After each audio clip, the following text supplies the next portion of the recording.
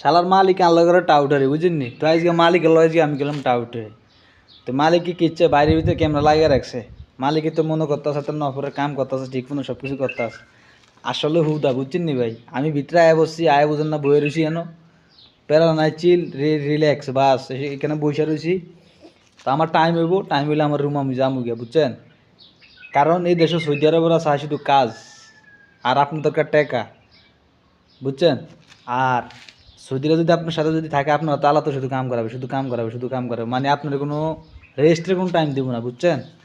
তো ফাইনালি আমি কি করছি, ঘুমের থেকে উঠছি আমি 9টার দিকে, কারণ মালিকে তো ক্যামেরাতে একটা আমি কটার দিকে ঘুমের থেকে উঠছি, কটার দিকে কাজ আছি। কারণ বাইসলিং অন রুম যদি ফুরে থাকি মালিকে যদি আমার ফোন দিয়ে যদি কি যদি কাজ করছ না কি লিগে বুঝছেন নি। তা আমি বুদ্ধি করে করছি কি 9টার দিকে উঠছি, নাস্তা মাস্তা খাইছি, খাই বুঝুন নাস্তার ভিতরে আইসি আয়ান বয়ে রয়েছি বাস। তো চিন্তা করলাম একটা দুটো একটা ভিডিও